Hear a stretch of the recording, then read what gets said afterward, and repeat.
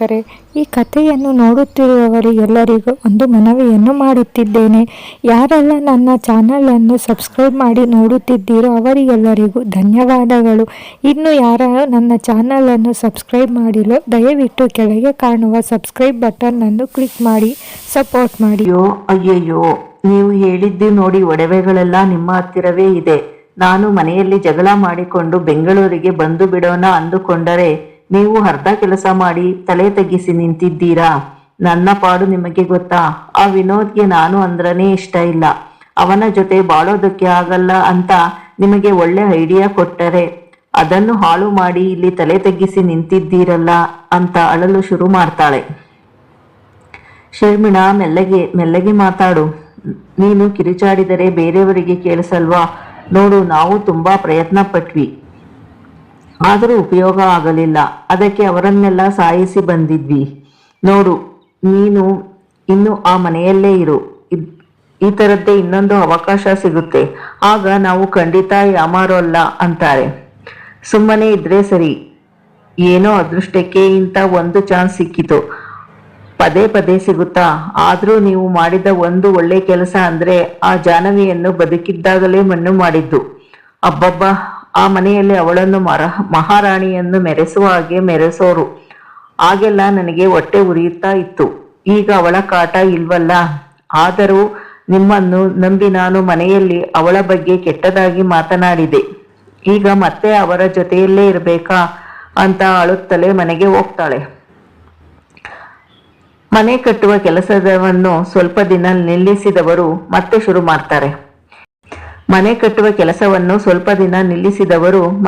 ಮಾಡ್ತಾರೆ. ಎಸ್ಟೇಟಿನ ಜವಾಬ್ದಾರಿ ಮತ್ತೆ ಮಧು ಮತ್ತು ರಾಜಶೇಖರ್ನ ಕೈಗೆ ಬರುತ್ತೆ. ಸ್ವಲ್ಪ ದಿನ ತಮ್ಮ ಚಟಗಳನ್ನು ಬಿಟ್ಟಿದ್ದವರು ಮತ್ತೆ ಶುರು ಮಾಡಿದ್ದರು. ಆಗಾಗ ಒಂದು ಹೆಣ್ಣು ಮಕ್ಕಳ ದೇಹ ಹೊಳೆಯ ದಂಡೆಯಲ್ಲಿ ಸಿಗ್ತಾ ಇತ್ತು. ಈ ವಿಷಯ ವಿಕ್ಕಿಯವರಿಗೆ ಗೊತ್ತಾದ ಮೇಲೆ ಹೊಳೆಯ ದಂಡೆಗೆ ಕಬ್ಬಿಣದ ಸರಳನ್ನು ಹಾಕಿಸಿ ಭದ್ರ ಮಾಡಿದ್ರು. ಜೊತೆಗೆ ಪ್ರತಿದಿನ ಪೊಲೀಸ್ ವೆಹಿಕಲ್ ಊರಿನಲ್ಲಿ ಗಸ್ತು ತಿರುಗುವಂತೆ ಮಾಡಿದ್ರು. ಜಾಹ್ನವಿಯ ಫೋಟೋ ನೋಡದೆ 3 ಜನ ಅಣ್ಣ ತಮ್ಮಂದಿರು ಮನೆಯಿಂದ ಹೊರಗೆ ಕಾಲೇ ಇಡುತ್ತಿರಲಿಲ್ಲ. ಇದರ ಮಧ್ಯೆ ಸಂತೋಷದ ವಿಷಯವೆಂದರೆ ಸುಕನ್ಯಾ ಗರ್ಭಿಣಿಯಾಗಿದ್ದು ಪದ್ಮಿನಿ ಅಕ್ಕನ ಆರೈಕೆ ಮಾಡಲು ನಿಲ್ತಾಳೆ. ಶರ್ಮಿಳಾ ಈಗ ಒಲ್ಲದ ಮನಸ್ಸಿನಿಂದ ಮನೆಯ ಜವಾಬ್ದಾರಿ ತೆಗೆದುಕೊಳ್ಳೋಕೆ ಮನಸ್ಸು ಮಾಡಿದ್ಲು. ಹೊಸ ಮನೆ ಸುತ್ತ ಕಾಂಪೌಂಡ್, ಪಾರ್ಕ್, ದೇವಸ್ಥಾನ ಹೀಗೆ ಒಂದೊಂದು ಅಂತ ಕೆಲಸ ಮಾಡುತ್ತಲೇ 3 ವರ್ಷಗಳು ಕಳೆದು ಹೋಯಿತು. ಆ ಊರಿನ ಅರ್ಧ ಜನ ಬೇರೆ ಊರುಗಳಿಗೆ ವಲಸೆ ಹೋದರೆ ಇನ್ನರ್ಧ ಜನ ಮಧು ಮತ್ತು ರಾಜಶೇಖರ್ ಕೊಡುವ ಅರ್ಧ ಸಂಬಳಕ್ಕೆ ಕೆಲಸ ಮಾಡುತ್ತಿದ್ದರು. ಮತ್ತೆ ಆ ಎಸ್ಟೇಟ್ನಲ್ಲಿ ವಯಸ್ಸಾದವರಿಗೆ, ಹೆಂಗಸರಿಗೆ ಮರ್ಯಾದೆ ಇಲ್ಲದ ಹಾಗಾಯಿತು. ವಿಪರ್ಯಾಸ ಅಂದರೆ ಈ ವಿಷಯಗಳು ವಿಕ್ಕಿಯವರ ಕಿವಿ ತಲುಪಲೇ ಇಲ್ಲ. ವಿಕ್ಕಿ ಈಗ ಎಲ್ಲ ರಾಜ್ಯಗಳಲ್ಲೂ ತಮ್ಮ ಕಂಪನಿಗಳನ್ನು ಶುರು ಮಾಡಿದ್ರು. ಬೆಂಗಳೂರಿನಲ್ಲಿ ಕಂಪನಿ ಶುರು ಮಾಡ್ತಾ ಇದ್ದಾರೆ ಅಂದಾಗಲೇ ರಾಜಶೇಖರ್ ತಂಗಿಯ ಹಿಂದೆ ಬಿದ್ದಿದ್ದ. ಆ ಕಂಪನಿಯ ಜವಾಬ್ದಾರಿ ನನಗೆ ವಹಿಸಿಕೊಡಲು ಹೇಳು. ಅಲ್ಲಿ ಆ ಕಂಪನಿಯ ಜೊತೆ ನಮ್ಮದೇ ಕಂಪನಿ ಶುರು ಮಾಡಲು ಸುಲಭವಾಗುತ್ತೆ ಅಂತ. ಶರ್ಮಿಳಾ ಆಗ ವಿನೋದ್ ಜೊತೆ ಬಹಳ ಪ್ರೀತಿ ಇರುವಂತೆ ನಾಟಕ ಶುರು ಮಾಡಿದ್ದು ಮನೆಯವರ ಪ್ರೀತಿ ಗಳಿಸಲು ಎಲ್ಲರನ್ನೂ ಮಾತಾಡಿಸುವಂತೆ ಅವರ ಕೆಲಸ ಮಾಡಲು ಪ್ರಯತ್ನ ಮಾಡಿದ್ಲು. ಸುಕನ್ಯಾಗೆ ಹೆಣ್ಣು ಮಗು ಹುಟ್ಟಿದೆ. ಹುಣ್ಣಿಮೆಯ ಚಂದ್ರನ ಪ್ರತಿರೂಪದಂತೆ ಹೊಳೆಯುತ್ತಿರುವ ಮಗುವನ್ನು ನೋಡಲು 2 ಕಣ್ಣು ಸಾಲದಂತಿದೆ. ಸುಕನ್ಯಾ ತುಂಬಾ ವರ್ಷಗಳ ನಂತರ ಮಗು ಹುಟ್ಟಿದ್ದಕ್ಕೆ ಆ ಮಗುವನ್ನು ನೆಲದ ಮೇಲೆ ಬಿಡದಂತೆ ಸಾಕುತ್ತಿದ್ದಾರೆ. ಅಷ್ಟರಲ್ಲಿ ಪದ್ಮಿನಿಯು ಇನ್ನೊಂದು ಮಗು ಬರುವ ಸುದ್ದಿ ಕೊಟ್ಟಾಗ ಮನೆಯಲ್ಲಿ ಸಂತೋಷ ಮತ್ತೆ ನೆಲೆಸಿದೆ. ಶರ್ಮಿಳಾಗೆ ಈಗ ವಿನೋದ್ನ ಜೊತೆ ಪ್ರೀತಿ ಇರುವ ಹಾಗೆ ನಡೆದುಕೊಳ್ಳುತ್ತಿದ್ದಾಳೆ. ಈಗ ಅವಳಿಗೆ ಇನ್ನೊಂದು ಮಗುವಿನ ಬಯಕೆಯಾಗಿದೆ. ಹೊಸ ಮನೆಯ ಗೃಹ ಪ್ರವೇಶ ಮಾಡಲು ದಿನಾಂಕ ನೋಡುತ್ತಿದ್ದರೆ ಮನೆಯ ಪಾಯದ ಪೂಜೆ ಮಾಡಿದ ಮಗಳೇ ಇಲ್ಲ ಅಂತ ಮನೆಯವರೆಲ್ಲ ಕಣ್ಣು ಒದ್ದೆಯಾಗುತ್ತೆ. ಅದೇ ಸಮಯಕ್ಕೆ ರಂಜಿತಾ ಎಸ್ಟೇಟ್ನ ಕೆಲಸಕ್ಕೆ ಸೇರಿದರೆ ಅವಳ ಮೈಮಾಟಕ್ಕೆ, ಸೌಂದರ್ಯಕ್ಕೆ ಮನಸೋತ ಮಧು ಅವಳ ಹಿಂದೆ ಬೀಳ್ತಾನೆ. ರಂಜಿತಾ ಮದುವೆಯಾದರೂ ಸಹ ಇನ್ನು ಕನ್ಯೆ ಅಂತ ತಿಳಿದು ಮಧು ಅವಳ ಸಹವಾಸ ಬಯಸ್ತಾನೆ. ರಾಜಶೇಖರ್ ಬೆಂಗಳೂರಿಗೆ ಹೊರಟು ಹೋಗಿದ್ದಾನೆ. ಈಗ ಮಧು ಮತ್ತು ಅವನು ಸಾಕಿರುವ ಹುಡುಗರ ಕಾಟ ಎಸ್ಟೇಟಿನ ಜನಕ್ಕೆ. ಮನೆಯ ಗೃಹ ಪ್ರವೇಶವಾಗಿದೆ. ಆ ಮನೆಗೆ ಎಲ್ಲರೂ ಇಷ್ಟಪಟ್ಟು ಮನಸ್ವಿಯ ಹೆಸರನ್ನೇ ಸೂಚಿಸಿದ್ದಾರೆ. ಕುಶಲ ದೊಡ್ಡ ಮಗಳಾದರೂ ಮನಸ್ವಿ ಎಲ್ಲರ ಮುದ್ದು ಕಣ್ಮಣಿಯಾದ್ದರಿಂದ ಅವಳ ಹೆಸರನ್ನೇ ಇಟ್ಟಿದ್ದಾರೆ. ಎಲ್ಲ ಕಂಪನಿಗಳಿಗೂ ಅವರ ಹೆಸರನ್ನು ಇಟ್ಟ ಮೇಲೆ ಯಾವುದೇ ತೊಂದರೆ ಇಲ್ಲದಂತೆ ಕಂಪನಿಗಳು ನಡೆಯುತ್ತಿದೆ ಅನ್ನುವುದು ಅವರ ನಂಬಿಕೆಯಾಗಿದೆ. ಈಗಲೂ ಜಾಹ್ನವಿಯನ್ನು ಹುಡುಕಿಸುವುದು ತಪ್ಪಿಲ್ಲ. ದೊಡ್ಡ ಮನೆಯಲ್ಲಿ ಯಾರು ಎಲ್ಲಿದ್ದಾರೆ ಅಂತ ತಿಳಿಯುವುದೇ ದೊಡ್ಡ ಸಾಹಸವಾಗುತ್ತಿದೆ. ಜಾಹ್ನವಿ ಯಾವಾಗಲೂ ಬಾಲ್ಕನಿ ಇದ್ದು ಹೊರಗಿನ ಜಾಗ ನೋಡುವ ಹಾಗೆ ಇಷ್ಟಪಡುವಂತೆ ಅವಳ ರೂಮನ್ನು ರೆಡಿ ಮಾಡಿಸಲಾಗಿದೆ. ಅವಳ ಬಟ್ಟೆ, ಅವಳ ಒಡವೆಗಳು ಎಲ್ಲವೂ ಅದೇ ರೂಮಿನಲ್ಲಿದೆ. ಹೊಸ ಮನೆಗೆ ಬಂದ ಖುಷಿಯಲ್ಲಿ ಸುಕನ್ಯಾ ಮತ್ತೆ ಶುಭ ಸುದ್ದಿ ಕೊಟ್ಟಿದ್ದಾರೆ. ಅವಳಿ ಮಕ್ಕಳ ತಾಯಿಯಾಗುತ್ತಿರುವ ಅವರು ಪೂರ್ಣ ಸುಸ್ತಾದಂತೆ ಇರುತ್ತಾರೆ. ಆದರೂ ಜಾಹ್ನವಿಯನ್ನು ಮಾತ್ರ ದೂರ ಮಾಡುತ್ತಿರಲಿಲ್ಲ. ಕೌಸಲ್ಯ ಈಗ ಹೆಚ್ಚಾಗಿ ಸುಕನ್ಯಾ ಜೊತೆಯೇ ಇರುತ್ತಾರೆ. ಮನೆಯ ಕೆಲಸಗಳಿಗೆ ನಂಬಿಕಸ್ಥ ಜನ ಬೇಕಾಗಿದ್ದರಿಂದ ರಂಜಿತಾಳನ್ನು ಮಧು ಆ ದೊಡ್ಡ ಮನೆಗೆ ಕಳುಹಿಸಿಕೊಡ್ತಾನೆ. ಅವನ ಪ್ಲಾನ್ ಅಂದ್ರೆ ಅವರಿಗೆ ಹಣ, ಒಡವೆಗಳು ಲೆಕ್ಕಕ್ಕೆ ಇಲ್ಲ. ಮನ ಬಂದಂತೆ ಲಪಟಾಯಿಸಬಹುದು ಅಂತ ಅವಳನ್ನು ಅಲ್ಲಿಗೆ ಕೆಲಸಕ್ಕೆ ಸೇರಿಸ್ತಾನೆ. ರಂಜಿತಾಗೂ ಮಧುವಿನ ದಯೆಯಿಂದ ಒಂದು ಹೆಣ್ಣು ಮಗು ಹುಟ್ಟಿದೆ.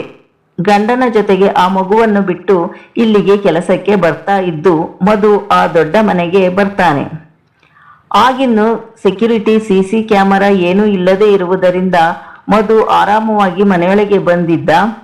ತಂಗಿಯನ್ನು ಮಾತಾಡಿಸುವ ನೆಪ ಮಾಡಿಕೊಂಡು ತಂಗಿ ಕೊಟ್ಟ ಸ್ವಲ್ಪ ಹಣವನ್ನು ಜೇಬಿಗೆ ಇರಿಸಿಕೊಂಡು ಮಧು ರಂಜಿತಾನ ಹುಡುಕಿ ಬರುತ್ತಿದ್ದಾಗ ನೋಡದೆ ಸುಕನ್ಯಾರವರಿಗೆ ಡಿಕ್ಕಿ ಹೊಡೆದಿದ್ದ. 6 ತಿಂಗಳ ಗರ್ಭಿಣಿಯಾಗಿದ್ದ ಸುಕನ್ಯಾ ನಡೆಯುವುದೇ ಕಷ್ಟವಾಗಿತ್ತು. ಅದರಲ್ಲೂ ಮನಸ್ವಿಯನ್ನು ಎತ್ತುಕೊಂಡು ಬರುತ್ತಿದ್ದವರು ಗೂಳಿಯಂತೆ ನುಗ್ಗುತ್ತಿದ್ದ ಮಧುವನ್ನು ನೋಡದೆ ಮುಂದೆ ಹೆಜ್ಜೆ ಇಟ್ಟಿದ್ದರು. ಡಿಕ್ಕಿ ಹೊಡೆದ ಆ ರಭಸಕ್ಕೆ ಸುಕನ್ಯಾ ಮನಸ್ವಿಯ ಸಮೇತ ಕೆಳಗೆ ಬಿದ್ದಿದ್ದರು. ಮಧುವಿನ ಗ್ರಹಚಾರ ಅನ್ನುವಂತೆ ವಿಕ್ಕಿ ಮತ್ತು ಅವನ ತಮ್ಮಂದಿರು ಅದೇ ಸಮಯಕ್ಕೆ ಮನೆಗೆ ಬಂದಿದ್ದರು. ಸುಕನ್ಯಾ ಬಿದ್ದಾಗ ಮೂವರು ಓಡಿ ಬಂದು ಸುಕನ್ಯಾ ಮತ್ತು ಮಗುವನ್ನು ಮೇಲಕ್ಕೆ ಎತ್ತಿದರೆ ಮಧು ಭಯದಿಂದ ನಡುಗುತ್ತಾ ನಿಂತಿದ್ದ. ವಿನೋದ್ ಮಧುವಿನ ಕುತ್ತಿಗೆಗೆ ಕೈ ಹಾಕಿದವನೇ, ನಿನಗೆ ಯಾರೋ ಮನೆಯ ತುಂಬ ಓಡಾಡೋದಕ್ಕೆ ಪರ್ಮಿಷನ್ ಕೊಟ್ಟಿದ್ದು, ನೀನ್ಯಾಕೆ ಬಂದೆ ಅಂತ ಕೋಪದಿಂದ ಕೇಳಿದಾಗ ಅದು ಶರ್ಮಿಳಾ ಅಂತ ಮಧು ಹೇಳುವಷ್ಟರಲ್ಲಿ ಶರ್ಮಿಳಾ ಜೊತೆ ಮಾತನಾಡಬೇಕು ಅಂದ್ರೆ ಡ್ರಾಯಿಂಗ್ ರೂಮಿನಲ್ಲಿ ಕೂತಿರಬೇಕಿತ್ತು. ಕೆಲಸದವರು ಹೋಗಿ ಶರ್ಮಿಳಾನ್ನ ಕರೀತಾ ಇದ್ರು. ನೀನ್ಯಾಕೆ ಮನೆ ತುಂಬ ಓಡಾಡ್ತಿದೀಯಾ ಅಂತ ಕೇಳುವಾಗ ಮನೆಯ ಕೆಲಸದವರೆಲ್ಲ ಸುತ್ತಮುತ್ತ ನಿಂತಿರುವುದನ್ನು ನೋಡಿ ಅವನಿಗೆ ಅವಮಾನವಾದಂತಾಯ್ತು. ವಿಕ್ಕಿಯವರು ಕೋಪದಿಂದ, ಇದೇ ಕೊನೆ, ನಿನ್ನ ತಂಗಿಯನ್ನು ಮಾತನಾಡಿಸಬೇಕು ಅಂದ್ರೆ ಅಷ್ಟೇ ಜಾಗದಲ್ಲಿ ಮಾತನಾಡಿಸಬೇಕು. ಎಲ್ಲಿಂದರಲ್ಲಿ ಓಡಾಡೋದಕ್ಕೆ ಇದೇನು ಮದುವೆಯ ಛತ್ರ ಅಂದುಕೊಂಡಿದ್ದೀಯಾ ಅಂತ ಅಳುತ್ತಿರುವ ಮನಸ್ವಿಯನ್ನು ಎತ್ತಿಕೊಂಡು, ಅಳಬೇಡ ಮನಸ್ವಿ, ನನ್ನ ಮುದ್ದು ಅಲ್ವಾ, ಇವರು ಬ್ಯಾಡ್ ಅಂಕಲ್, ಇನ್ನೊಂದ್ಸಲ ಇವರನ್ನು ಮನೆಗೆ ಸೇರಿಸುವುದು ಬೇಡ, ನಿನಗೆ ನೋವಾಯ್ತು, ಅಳ್ಬೇಡಮ್ಮ ಅಂತ ಸಮಾಧಾನ ಮಾಡುತ್ತಿದ್ದರೆ ಜೈ ಕೋಪದಿಂದ, ಇನ್ನು ಇಲ್ಲೇ ನಿಂತಿದ್ದೀಯಾ, ಗೆಟ್ ಔಟ್ ಅಂತ ಕೂಗಿದ್ದ. ಕೆಲಸದವರೆಲ್ಲರೂ ನಗು ತಡೆಯಲಾಗದೆ ಬಾಯಿಗೆ ಕೈ ಅಡ್ಡ ಇಟ್ಟು ನಗುತ್ತಿದ್ದರೆ ಜೈ, ವಿನೋದ್ ಇಬ್ಬರು ಅತ್ತಿಗೆಯನ್ನು ವಿಚಾರಿಸಿಕೊಳ್ತಾ ಇದ್ರು. ಅತ್ತಿಗೆ ಪೆಟ್ಟಾಯ್ತಾ, ಹಾಸ್ಪಿಟಲ್ಗೆ ಹೋಗೋಣವಾ ಅಂತ ಕೇಳಿದಾಗ, ಏನೂ ಬೇಡ, ಸ್ವಲ್ಪ ರೆಸ್ಟ್ ಮಾಡಿದ್ರೆ ಸರಿ ಹೋಗುತ್ತೆ, ನೀವು ಇವತ್ತೇ ಬೇಗ ಬಂದಿರೋದು, ಮನಸ್ವಿಯ ಬರ್ತ್ಡೇಗೆ ಇನ್ನೊಂದು ವಾರವಿದೆ ಅಷ್ಟೇ, ಅದಕ್ಕೆ ಎಲ್ಲರನ್ನು ಕರೆದು ಗ್ರ್ಯಾಂಡ್ ಆಗಿ ಸೆಲೆಬ್ರೇಟ್ ಮಾಡೋಣ ಅಂತಿದ್ದೆ. ಅನ್ನುವಷ್ಟರಲ್ಲಿ ಮಾಡೋಣ ಬಿಡು ಕನ್ಯಾ, ನನ್ನ ಮಗಳಿಗೆ ಬರ್ತ್ಡೇ ಮಾಡುವಷ್ಟು ಪುರುಸೊತ್ತು ಇಲ್ಲ ಅಂದುಕೊಂಡಿದ್ದೀಯಾ ಅಂತ ಮಗಳನ್ನು ಮುದ್ದಾಡುತ್ತಾ ಹೋಗುತ್ತಾರೆ. ಮಧು ಮನೆಯಿಂದ ಹೊರಗೆ ಬಂದವನೇ ಅವಮಾನದಿಂದ ಕುಗ್ಗಿ ಹೋಗಿದ್ದಾನೆ. ಒಂದೇ ಒಂದು ಸಣ್ಣ ತಪ್ಪಿಗೆ ಎಷ್ಟೆಲ್ಲ ಅವಮಾನ ಮಾಡಿದ್ರು, ಇದನ್ನು ಮಾತ್ರ ನಾನು ಮರೆಯಲ್ಲ ಅಂತ ಅಲ್ಲಿಂದ ಹೋಗ್ತಾನೆ. ಆಗ ಅವಮಾನವನ್ನು ಮರೆಯಲಾಗದೆ ನಿದ್ರೆಯೂ ಮಾಡಲಾಗದೆ ಒದ್ದಾಡುತ್ತಾನೆ. ಕಣ್ಣು ಮುಚ್ಚಿದರೆ ಅದೇ ಘಟನೆ ನೆನಪಿಗೆ ಬರುತ್ತಿದೆ. ನನ್ನನ್ನು ಬೈದು ಆ ಮಗುವನ್ನು ಮುದ್ದಾಡ್ತೀರಾ, ಈಗಾಗಲೇ ನೀವು ಪ್ರಾಣಕ್ಕಿಂತ ಹೆಚ್ಚಾಗಿ ಪ್ರೀತಿಸಿದ್ದ ನಿಮ್ಮ ತಂಗಿಯನ್ನು ದೂರ ಮಾಡಿದ್ದೀನಿ, ಇದುವರೆಗೂ ನಿಮಗೆ ಗೊತ್ತಾಗಲಿಲ್ಲ. ಈಗ ಆ ಮನೆಗೆ ಆ ಮಗುವಿನ ಹೆಸರನ್ನೇ ಇಟ್ಟು ಅವಳನ್ನು ಜಾಹ್ನವಿಯ ತರ ಮೆರೆಸಬೇಕು ಅಂತಿದ್ದೀರಾ? ಅದು ಹೇಗೆ ಹುಟ್ಟಿದ ಹಬ್ಬ ಮಾಡ್ತೀರಾ ಅಂತ ನಾನು ನೋಡ್ತೀನಿ ಅಂದವನೇ ಪ್ಲಾನ್ ಮಾಡಲು ಶುರು ಮಾಡ್ತಾನೆ. ರಂಜಿತಾ ಕೂಡ ಮದುವಿಗೆ ಬೈದುದನ್ನು ನೋಡಿರ್ತಾಳೆ. ಅವಳಿಗೂ ಒಂದು ರೀತಿಯ ಸಂಕಟವಾಗಿದೆ. ಎಷ್ಟೆಂದರೂ ಅವನು ಪ್ರಿಯತಮನಲ್ವಾ, ಬೇಜಾರಾಗಲೇಬೇಕು. ಮಗುವಿನ ಬರ್ತ್ಡೇಗೆ 2 ದಿನವಿದೆ. ಎಲ್ಲಾ ಸ್ನೇಹಿತರನ್ನು ಸಂಬಂಧಿಕರನ್ನು ಆಹ್ವಾನಿಸಲಾಗಿದೆ. ಉದಯ್ರವರು ತಮ್ಮ ವಂಶದಿಂದ ಬಂದಿರುವ $1 ಇರುವ ಚೈನನ್ನು ಮನಸ್ವಿಗೆ ವಜ್ರದ ಹರಳುಗಳಿಂದ ಮಾಡಿಸಿದ್ದಾರೆ. ಮನಸ್ವಿ ಮುಂದಿನ ಅಪಾಯ ಅರಿತವಳಂತೆ ಬೆಳಗ್ಗೆಯಿಂದಲೂ ಅಳುತ್ತಲೇ ಇದ್ದಾಳೆ. ಜ್ವರವೂ ಶುರುವಾಗಿದೆ. ಕೌಸಲ್ಯ ಮಗುವಿಗೆ ಚೈನ್ ಹಾಕಿ ನೋಡಲು ಬರ್ತಾರೆ. ಸುಕನ್ಯಾ, ಇದೇನು ಮಗುವಿಗೆ ಜ್ವರ ಬಂದಿರುವ ಹಾಗಿದೆ ಅಂತ ಕೇಳ್ತಾರೆ. ಹೌದು ಅತ್ತೆ, ಜ್ವರ ಇದೆ. ಯಾವತ್ತೂ ಹಳದ ಮಗು ಇವತ್ತು ಇಡೀ ದಿನ ಅಳ್ತಾ ಇದೆ. ಹೊಟ್ಟೆಗೂ ಏನು ತಿಂತಾ ಇಲ್ಲ. ಈಗ ಸ್ವಲ್ಪ ಸಮಾಧಾನ ಮಾಡ್ತಾ ಇದ್ದೀನಿ ಅಂದಾಗ, ನನಗೆ ಹೇಳಬಾರದಾ? ನಾನು ಬಂದು ನೋಡಿಕೊಳ್ಳುತ್ತಿದ್ದೆ. ನೀನು ಗರ್ಭಿಣಿ ಬೇರೆ. ಮೊದಲೇ ನಿನಗೆ ಸುಸ್ತು ಜಾಸ್ತಿ. ಹೋಗು, ನೀನು ರೆಸ್ಟ್ ಮಾಡು. ಈಗ ನಾನು ನೋಡ್ಕೋತೀನಿ ಅಂತಾರೆ. ಬೇಡ ಅತ್ತೆ, ನನಗೇನು ಸುಸ್ತಿಲ್ಲ. ಮಗುಗೆ ಹುಷಾರಿಲ್ಲದೆ ಇದ್ದರೆ ನಾನು ಹೇಗೆ ರೆಸ್ಟ್ ಮಾಡ್ಲಿ ಅಂತಾರೆ. ಹಾಗಂತ ಬೆಳಗ್ಗೆಯಿಂದ ಕುಳಿತೇ ಇದ್ದರೆ ಆಗುತ್ತಾ? ಸೊಂಟ ನೋವು ಜಾಸ್ತಿ ಆಗುತ್ತೆ. ಸ್ವಲ್ಪ ಹೊತ್ತು ಮಲಗಿ ಬಾ, ನಾನಿರ್ತೀನಿ ಅಂತಾರೆ. ಅತ್ತೆ ಇಷ್ಟು ಹೇಳಿದ ಮೇಲೆ ಹೋಗದಿದ್ದರೆ ಚೆನ್ನಾಗಿರೋಲ್ಲ ಅಂದು ಮನಸ್ವಿಯ ಹಣೆಗೆ ಮುಟ್ಟಿ ಜ್ವರ ಸ್ವಲ್ಪ ಕಡಿಮೆ ಇದೆ ಅಂತ ಅನ್ನಿಸಿದ ಮೇಲೆ ಅವರು ರೂಮಿಗೆ ಹೋದರೆ, ಕೌಸಲ್ಯರವರು ತಂದಿದ್ದ ಚೈನನ್ನು ಮಗುವಿಗೆ ಹಾಕಿ, ನಿನಗೆ ತುಂಬಾ ಚೆನ್ನಾಗಿ ಕಾಣುತ್ತಿದೆ ಬಂಗಾರ. ನೀನೇ ಈ ಮನೆಯ ಕಳಶ. ನಿನಗೆ ಎಷ್ಟು ಅಲಂಕಾರ ಮಾಡಿದ್ರೂ ಕಡಿಮೆನೆ. ನೀನು ನಿನ್ನ ಅತ್ತೆಯ ಹಾಗೆ. ಈಗ ನಿನ್ನತ್ತೆ ಜಾಹ್ನವಿ ಇರಬೇಕಿತ್ತು. ನಿನ್ನನ್ನು ಬಿಟ್ಟು ಇರಲಿಲ್ಲ ಅಂತ ಮಗಳನ್ನು ನೆನೆಸಿಕೊಂಡವರು ಮಗುವಿನ ಕಡೆ ನೋಡಿದರೆ ಮನಸ್ವಿ ನಿದ್ರೆಗೆ ಜಾರುತ್ತಿದ್ದಾಳೆ. ನಿಧಾನವಾಗಿ ಅವಳ ತಲೆಯನ್ನು ತಟ್ಟುತ್ತಾ ಮಲಗಿಸಿದ ಕೌಸಲ್ಯರವರು ಮಗುವನ್ನು ಹಾಸಿಗೆಯ ಮೇಲೆ ಮಲಗಿಸಿ ಮೆತ್ತನೆಯ ಹೊದಿಕೆಯನ್ನು ಹೊದಿಸಿ ಮಗು ಬೀಳದಂತೆ ಸುತ್ತಲೂ ದಿಂಬುಗಳನ್ನು ಜೋಡಿಸಿ ಸಂಜೆಯಾಯ್ತು. ಮಗು ಏಳುವಷ್ಟರಲ್ಲಿ ದೇವರ ದೀಪ ಹಚ್ಚಿ ಬಂದು ಬಿಡೋಣ ಅಂತ ದೇವರ ಮನೆಯ ಕಡೆಗೆ ಹೋಗ್ತಾರೆ. ಅದೇ ಸಮಯಕ್ಕೆ ಎಸ್ಟೇಟಿನ ಜನರಿಗೆ ಸಂಬಳದ ಹಣವನ್ನು ತೆಗೆದುಕೊಂಡು ಹೋಗಲು ಬಂದಿದ್ದ ಮಧು ಮನೆಯ ಹೊರಗೆ ನಿಂತಿದ್ದಾನೆ. ರಂಜಿತಾ ಮಧುವಿನ ಇಳಿದು ಹೋಗಿದ್ದ ಮುಖವನ್ನೇ ನೋಡುತ್ತಾ, ಇವತ್ತು ನೀನು ಧೈರ್ಯವಾಗಿ ಒಳಗೆ ಹೋಗಿ, 3 ಯಜಮಾನರು ಮನೆಯಲ್ಲಿ ಇಲ್ಲ ಅಂತಾಳೆ. 3 ಇಲ್ಲ? ಹಾಗಿದ್ರೆ ಮಗು ಎಲ್ಲಿದೆ? ಸುಕನ್ಯಾರವರು ಎಲ್ಲಿದ್ದಾರೆ ನೋಡಿಕೊಂಡು ಬರ್ತೀಯಾ ಅಂತ ಕೇಳ್ತಾನೆ. ಯಾಕೆ ಅಂತ ಅವಳು ಕೇಳಿದರೆ, ರಂಜು, ನಾನು ಹೇಳಿದಷ್ಟೇ ಮಾಡು ಅಷ್ಟೇ, ಹೋಗು ಬೇಗ ಅಂತಾನೆ.